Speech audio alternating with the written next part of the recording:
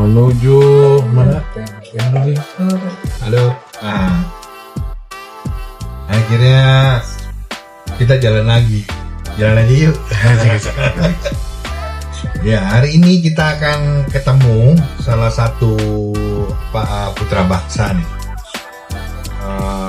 Namanya Pak Salut. Beliau ini orang Indonesia yang menjadi dosen di salah satu universitas yang cukup bergengsi di sini di Macquarie University. Nah, sekarang ini kita lagi nunjuk sana nih ke tempatnya. Kita udah janji tadi jam 4-an. Jam 4. Ya, jam 4. Jadi kita langsung kita pengen nanya-nanya sih gitu, kok bisa gitu loh dia itu jadi dosen di sebuah universitas yang cukup bergengsi lah di sini. Gitu. Jadi ikutin ya perjalanan kita terus ya. Dan ketemu lagi nanti. Yuk, let's go. Sudah parkir. Sudah. Dan kita nyasar. Ke lantai berapa? Lantai 1 katanya. Dengan PD-nya lantai 1. Iya. Taunya lantai 4. Terus kita akhirnya kita nyampe juga, Sam nih. Ini yang gue bilang nih, Macquarie University. Nah, nih. Jadi kita jalan dulu yuk. Iya. Ini kita ketemu nih.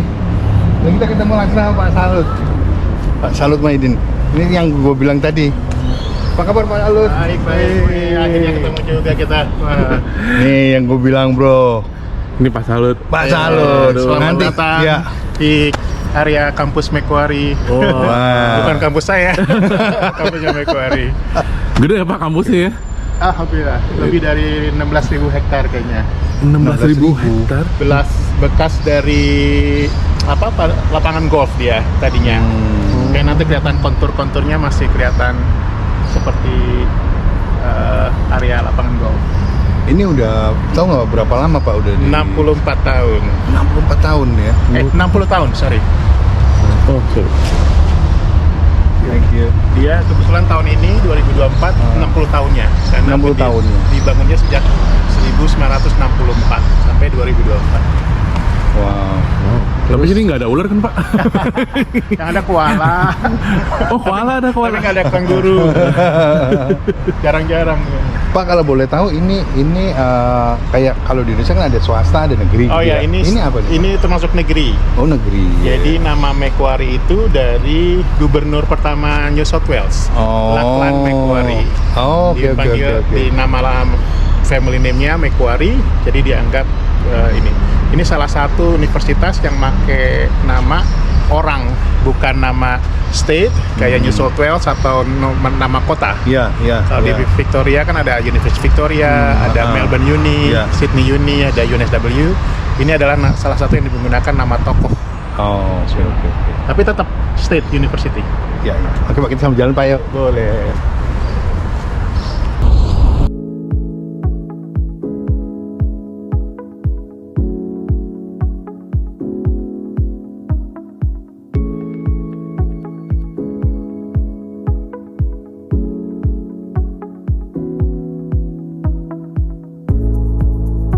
Ya, saya saat ini sejak tahun 2023 sampai 2025 ditunjuk menjadi istilahnya ketua. Kalau di sini lebih banyak disebut Presiden Indonesian Diaspora Network untuk New South Wales.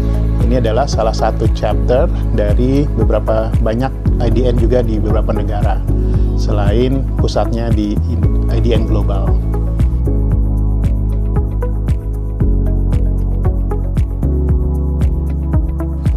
Ya, salah satu memang isu yang sering menjadi perhatian dan juga menjadi dambaan banyak diaspora.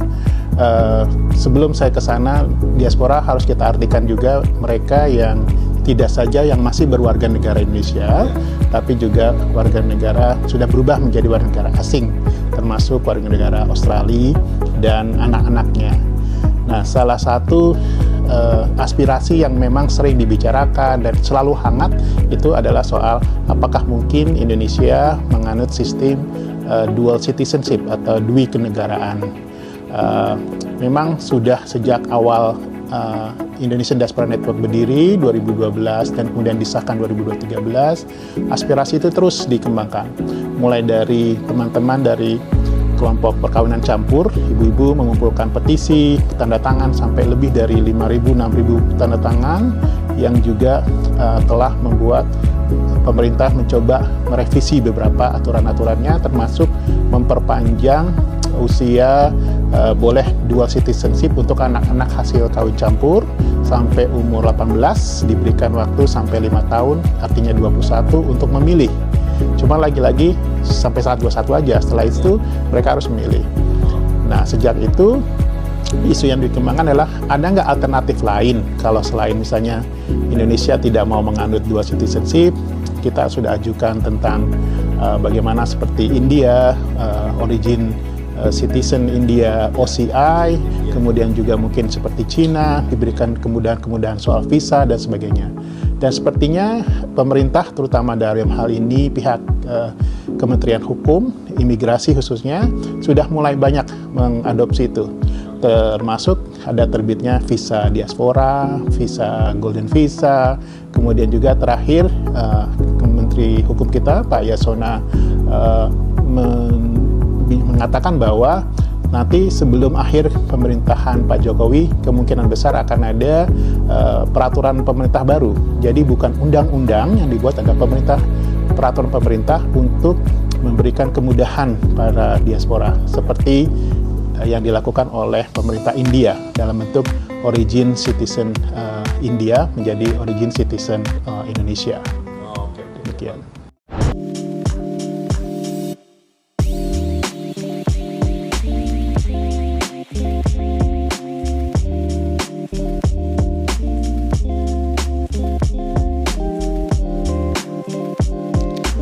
Nah, ini sekarang Pak Salut mau jelasin ke kita tentang apa ini ada hospital, sebenarnya internal hospital Pak ya? Iya. Ya, silakan Pak Salut. Ya, selamat datang. Ini kita di area namanya Wally Walk ya. Kebetulan ini ada gedung barunya udah lama juga sih, 5-6 tahunan. Itu hospital, karena kita baru punya Fakultas of Medicine, Human Science, Health and Human Science. Nah, salah satunya yang paling terkenal itu spesialisasi untuk pengobatan kanker.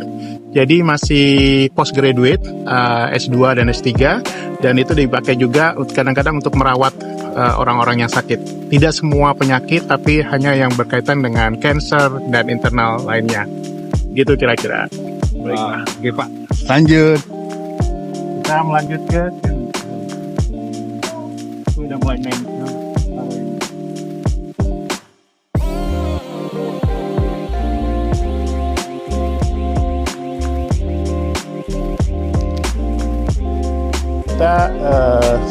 Kita prinsipnya adalah connecting the dot dan juga menyuarakan apa aspirasi diaspora. Kita ini sebenarnya adalah semua orang diaspora, hanya saja untuk membuat itu menjadi teratur perlu ada salah satu pintu masuk. Nah, Indonesian Diaspora Network kita mencoba menjadi salah satu pintu. Bisa aja teman-teman dari aktivis perkawinan campur, dia menyuarakan sendiri lewat percanya. Ada juga teman-teman dari asosiasi manapun, mereka juga menyuarakan. Nah, khususnya untuk Indonesian Diaspora Network, karena kita bergabung dengan global, kita sejak tahun 2021 itu sudah membuat working group imigrasi dan kewarganegaraan. Sudah mengeluarkan istilahnya working paper, karena kita tujuannya tadinya mau membuat naskah akademik ya. Naskah akademik itu adalah dokumen yang mengisi tentang studi, pertimbangan-pertimbangan, apakah kelebihan dan keuntungannya untuk dimasukkan ke parlemen atau DPR MPR supaya dipertimbangkan. Jadi prosesnya membuat working paper dulu, kemudian sedang kerjasama dengan Fakultas Hukum UII di Yogyakarta, juga mencoba kajian akademik dan mencoba menuju kepada naskah akademik.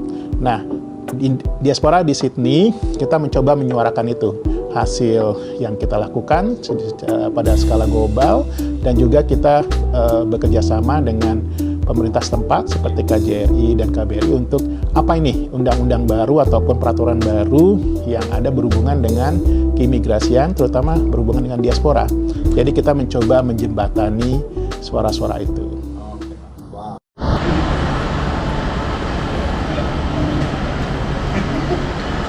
Udah ada PC loh zaman dulu. Tahun 64 tuh. Tahun 64 udah ada PC, bro. Tahun 64 Peradaban. Tahun 64 udah ada PC, Udah ada PC. udah ada personal komputer. Indo kan masuknya baru 80. Iya, 90-an. Menuju ke sini yang ada logo Macquarie-nya besar. Ya.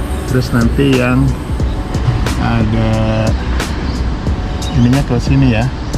Ada patung graduation learning circle.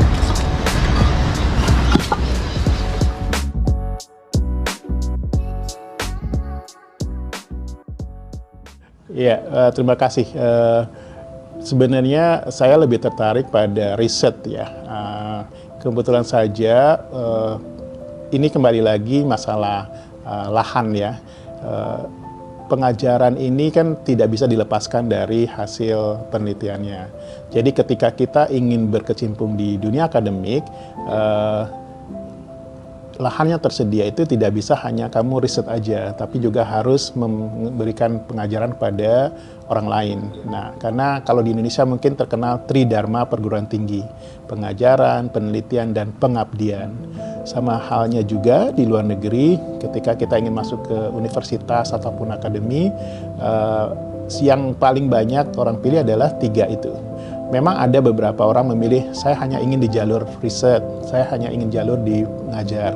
Tapi itu cuma kecil persentasenya, tapi yang besar. Nah, kenapa saya milih ini juga awalnya yaitu tadi dari riset, senang kalau di-sharing dengan lainnya ya. Dan akhirnya karena tuntutan kerja harus ngajar, ya jadi pengajar juga. Ya, jadi sebagai tuntutan itunya. Sebenarnya saya lebih sering kepada risetnya sebenarnya. Gitu. Sekarang ini sedang melakukan riset atau dua-dua, ya. Beberapa waktu lalu kita juga ada kerjasama riset dengan teman-teman Indonesia, tapi yang sekarang ini lebih banyak dengan student-student saya, termasuk isu tentang human resource management. Terakhir itu student saya dari Indonesia bicara tentang UMKM, bagaimana UMKM yang begitu sederhananya, apakah bisa diatur secara organized itu ya. HRD-nya kadang-kadang UMKM nggak punya kan. Dia pemiliknya, dia juga manajernya, dia juga yang ngasih uang, gaji, dia juga yang marketing sebagainya. Nah, apakah aplikasi human resource management berlaku juga pada UMKM? Nah, yang dilihat itu kadang-kadang kita melihat terlalu kontekstual di Indonesia, sebenarnya itu bisa diaplikasikan juga di tempat lain, termasuk isu apapun ya.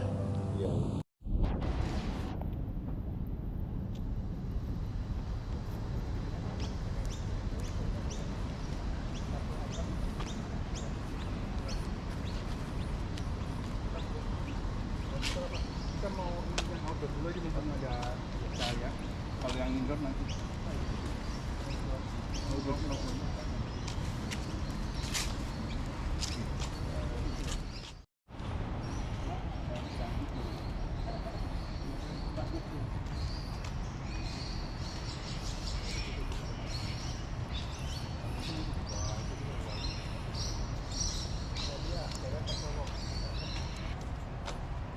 Yang mau kuliah di sini jangan telat aja. Kalau telat jauh. Gila, jauh banget nih, bro. Punya ingat, yang mau kuliah di sini harus pergi lebih pagi dan makin sehat karena kampusnya gede banget. Selamat datang, sekarang kita ada di Learning Center atau biasanya di Graduate Center. Setelah graduate biasanya para mahasiswa dan guru besar ke sini untuk foto bersama. Makanya ada simbolnya, logonya sendiri, ganti tahun. Kemudian ada 2 representatif laki dan perempuan.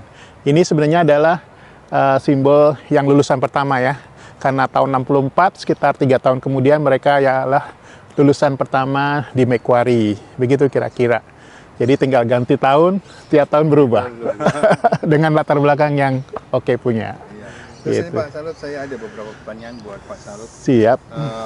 Apa yang membawa Bapak ke sini, Pak? Wah, yang jelas lowongan kerjaan ya. Enggak, waktu itu kebetulan network ya. Tadinya saya sedang melakukan riset postdoktoral di Brisbane selama 3 tahun. Terus ada teman yang bilang bahwa Sydney ada lowongan untuk pekerjaan yang permanen, istilahnya tenure track.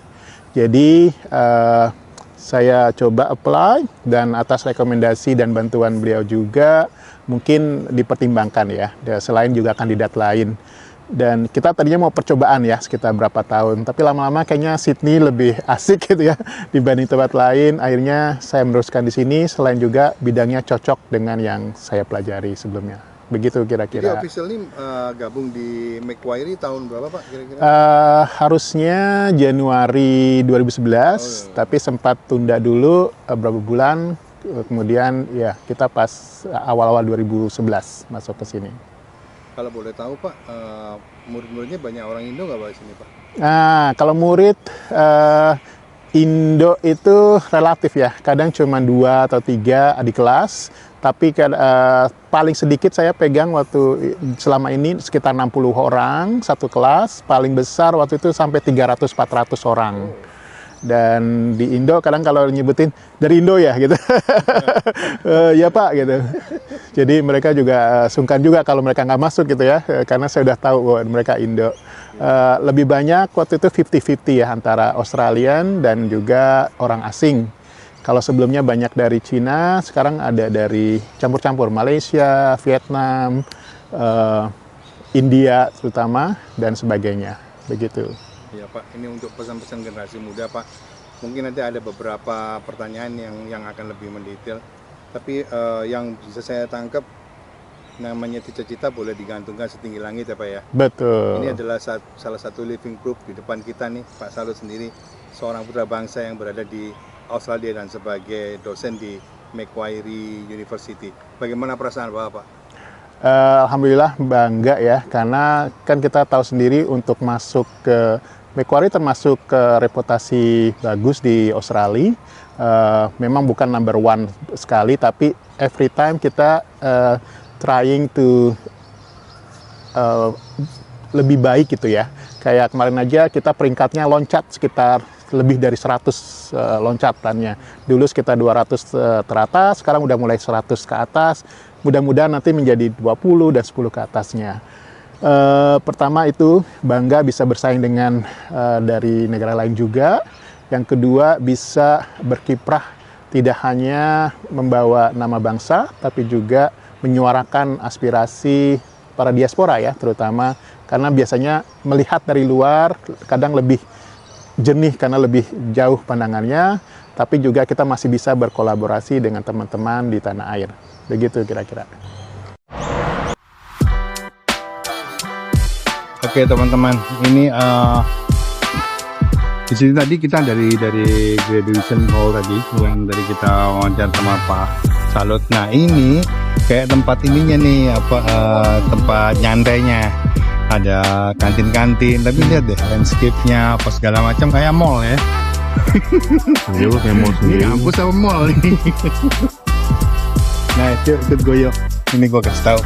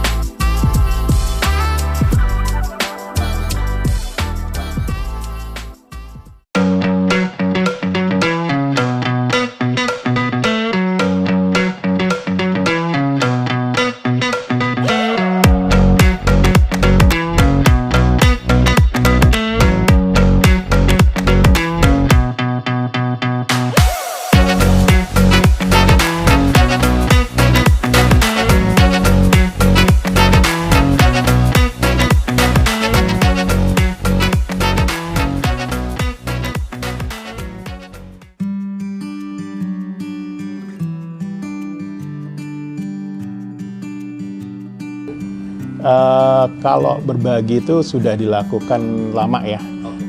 Karena sejak di Australia pun saya sudah affiliate dengan beberapa institusi di Indonesia, terutama dengan lembaga demografi. Saya masih tercatat sebagai ajang researcher atau ajang peneliti, dan juga menjadi ajang profesor di beberapa universitas, termasuk di IPB sendiri, kemudian juga di beberapa tempat lain dijadikan ajang profesor juga.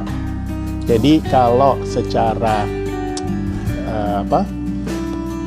pembaktian sudah dilakukan gitu ya, hanya saja secara fisik belum ada, tapi mungkin setelah menjelang pensiun nanti kembali lagi, insya Allah.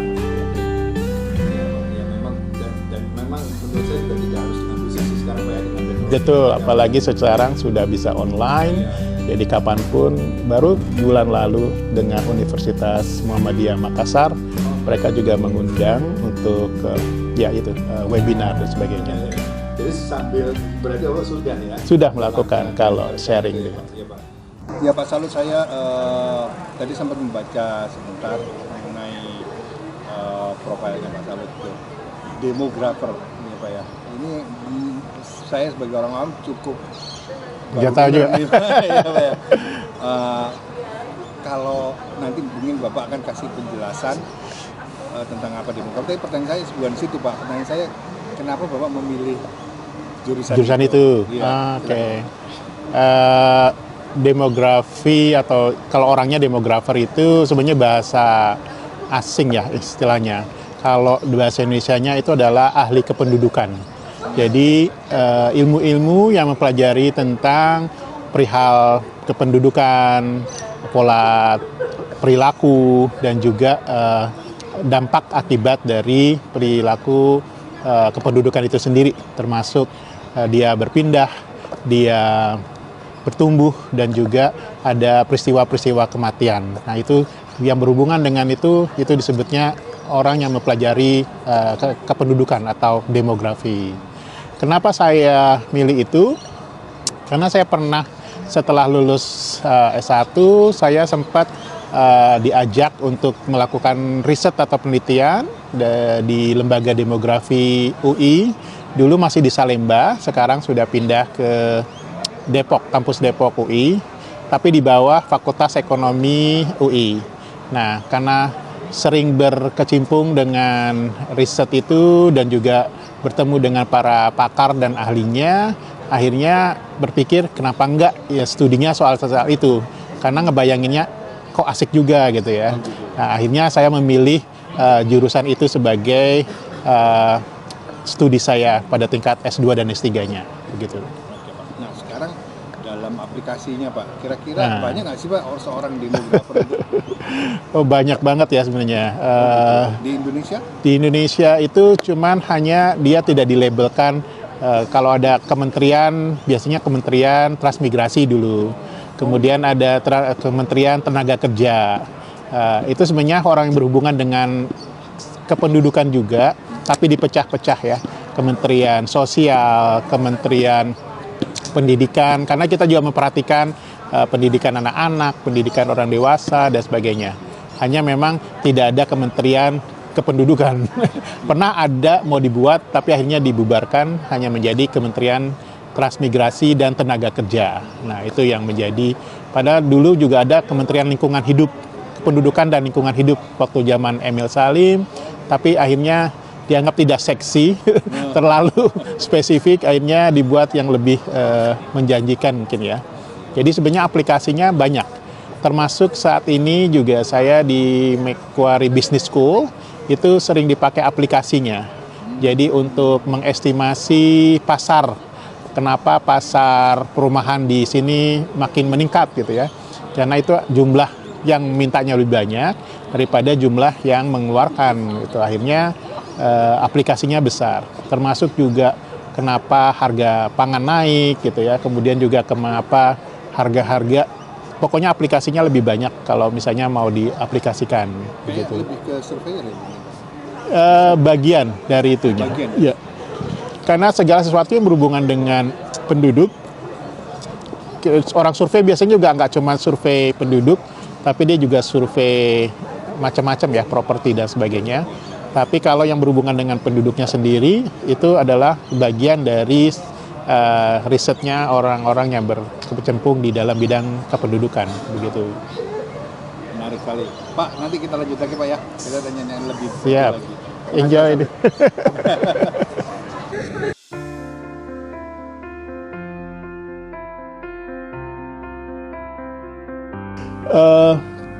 Memang karakteristiknya secara general mungkin ada kesamaan dan ada perbedaan. Ya, kalau perbedaannya ini adalah bahwa semua pengajar itu sudah diminta planningnya setahun sebelumnya. Jadi apa yang ingin kita ajar, kurikulumnya kita sudah tahu setahun sebelumnya. Beda dengan teman-teman mungkin ya yang di Indonesia besok mengajar baru belum tahu minggu lalunya masih belum siap-siap gitu ya. Tiba-tiba kaget kok dapat 6 mata kuliah atau 7 mata kuliah. Kadang-kadang juga titipan gitu ya. Itu mungkin perbedaannya. Sehingga untuk mahasiswanya juga mereka lebih siap ya dengan kisi-kisinya. Jadi mereka sudah tahu apa yang akan diambil semester ke depan, at least 6 bulan kemudian mereka sudah tahu apa yang akan diambil dan sebagainya. Tapi kalau dalam hal kepintaran, kerajinan, hampir sama ya dimanapun. Ada anak yang memang rajin, ada juga anak yang masa bodoh juga gitu ya. Artinya yang penting lulus gitu ya. Tapi perbedaannya adalah mereka lebih berani untuk mengungkapkan pendapat di kelas, terutama karena sudah terbentuk dari pendidikan dasar. Biasa untuk mengajukan cerita.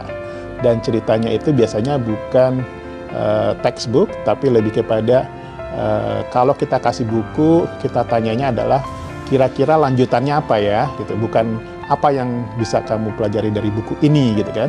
Tapi kalau kamu dijadikan sebagai pengarang, kira-kira kelanjutannya ke arah mana, kemungkinan besar. Jadi diminta mereka lebih kritis dibandingkan dengan halaman 2 jawabannya apa, halaman 3 jawabannya apa. Itu kan lebih banyak hafalan dibandingkan dengan kalau kamu dikasih uang 1.000 sudah di buku itu misalnya dibelikan ini. Kira-kira kalau kamu diberikan modal seperti itu, untuk apa kamu lakukan supaya hasilnya lebih baik atau lebih bagus daripada itu. Itu kalau dalam konsepnya begitu. Ini wilayah kampus tempat Pak Salut ngajar. Kenapa kunci ya? Itu ada yang hijau.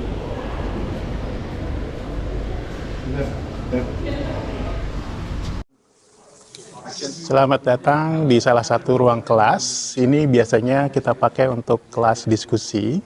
Jadi ada kelas yang modelnya banyak orang, kayak teater.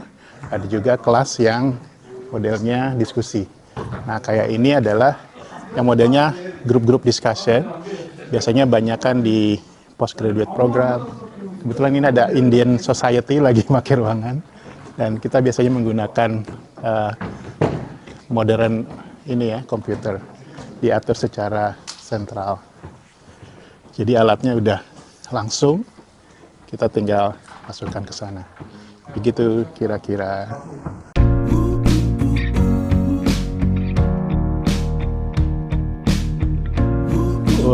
Kalau cinta selalu ya, karena terus terang besar, lahir dan besar di sana membuat kita merasa terbuka. Ya betul, setelah di luar kita makin sadar bahwa kita semua banyak ya modalnya. Hanya kadang-kadang pembinaannya dan juga pelaksanaannya yang rada kurang. Katakan misalnya kesempatan untuk anak-anak yang disabilitas ya, yang cacat atau cacat fungsi dan sebagainya.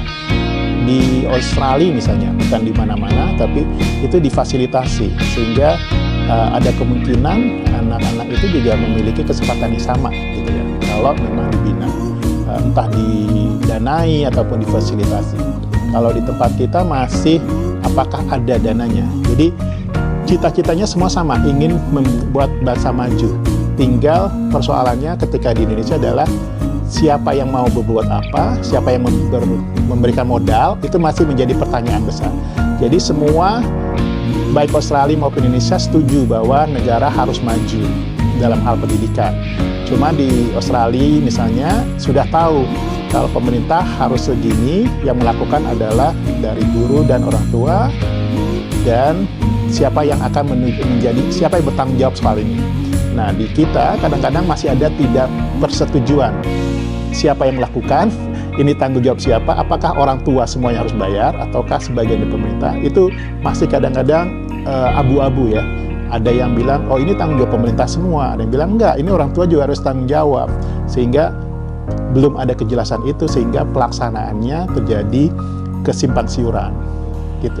Jadi semuanya dua-duanya cita-citanya bagus untuk memajukan bangsa, hanya saja ada ketidaksetujuan dalam hal siapa dan untuk melakukan apa dan apa tanggung jawabnya. Iya betul. Bola. Yes. Jadi telur atau ayam duluan sudah. Iya. Ada Papa Beach. Ya. Jadi memang dia berusaha mengakomodir. Senangnya apa?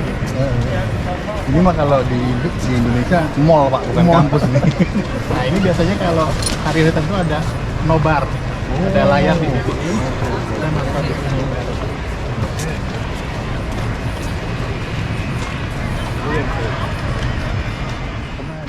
Jadi ini salah satu gedung yang direnovasi. Awalnya gedung lama, tapi tahun ini diresmikan menjadi baru karena banyak sekali renovasi. Termasuk ini adalah Fakultas Hukum atau Law Faculty, di mana yang di oval itu adalah ruang miniatur seperti tempat persidangan. Jadi ya untuk mahasiswa yang berjurusan untuk sebagai lawyer dan sebagainya dicoba dan dihadirkan hakim-hakim untuk mencoba dia bagaimana praktiknya juga. Dan ini memang juga dibantu oleh banyak law firm ya, jadi lumayan disupport oleh alumni-alumni dan juga subsidi dari kampus sendiri. Nah, yang di belakang itu yang warna-warni adalah perpustakaan atau library.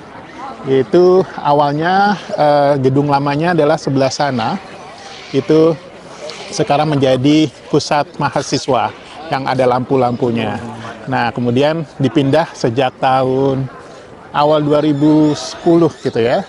Itu membuat konsep dengan hemat energi. Karena kalau dilihat itu ada kisi-kisi yang berupa kisi warna-warni, itu juga menyimpan energi. Jadi kalau musim panas, dia menyerap matahari untuk disalurkan menjadi energi listrik. Kalau musim dingin, tinggal dibuka supaya panasnya makin banyak yang masuk. Gitu. Dan sistem penyimpanan bukunya juga dihemat seperti di gudang, dirapet-rapetin, hanya satu gang yang kebuka. Tinggal gang mana yang ingin diambil, itu yang akan dibuka oleh mereka. Sistemnya pakai digital, jadi computerized semuanya. Kapasitasnya 8 kali lebih hemat daripada perpustakaan biasa. Kalau perpustakaan biasa cuma bisa 1.000, ini bisa 8.000 buku.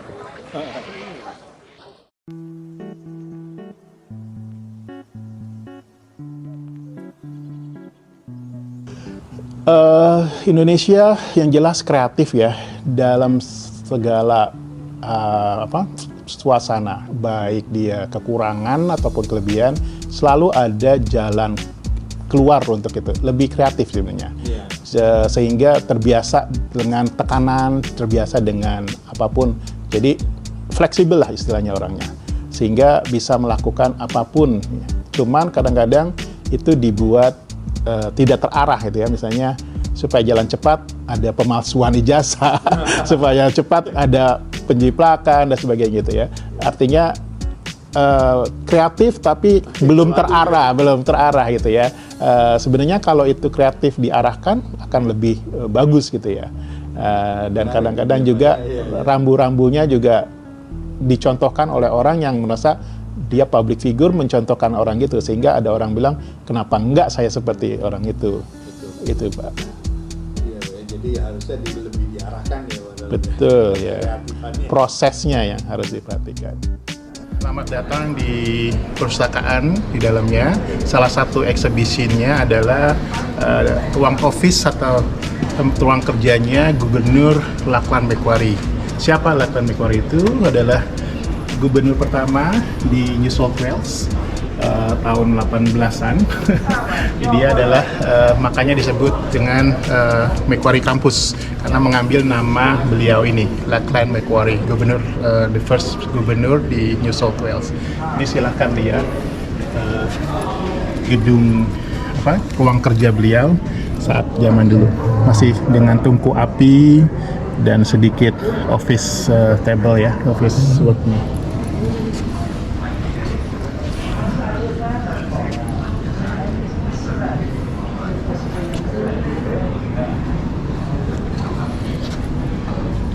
Ini Elizabeth, ini siapa Pak? Istrinya, Oh, istrinya. Macquarie's wife. Tapi dia juga dharma wanitanya kan. Aktif Involved in colonial. husband politik. Oh iya. Dharma wanitanya. Dharma wanita.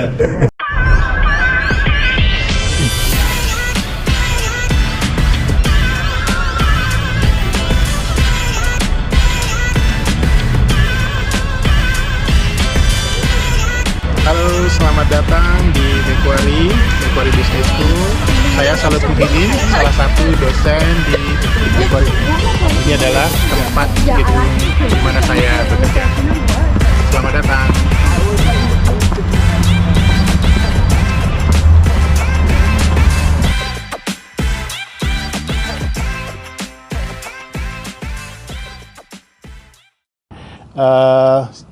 Inginnya sih kalau bisa kita mencoba berkontribusi tidak saja pada tanah air, tapi juga di mana kita tinggal. Makanya sejak kepemimpinan saya ingin juga ada interaksi dengan komunitas lain gitu ya. Artinya kita sekarang tinggal di Sydney ini, artinya juga harus ada signature bahwa kita punya kontribusi terhadap di mana tempat kita tinggal. Kita coba melakukan misalnya yang paling simpel aja, waktu acara 17-an melakukan donor darah gitu ya. Itu kan sebenarnya simpel ya, darah kita sendiri, tapi kita membuat misi kemanusiaan bahwa itu berkontribusi kepada semua yang ada di sini gitu. Insya Allah kita akan buat lagi menjelang 17-an nanti, bekerja sama dengan KJRI, jadi disatukan programnya.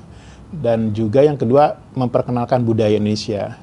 Kita miss tahun lalu karena suasana COVID dan sebagainya, ingin melakukan signature kita, Diaspora Night. Mudah-mudahan koordinasinya lebih bagus sehingga bisa mengundang tidak saja komunitas lain, tapi juga pemerintah lokal sendiri.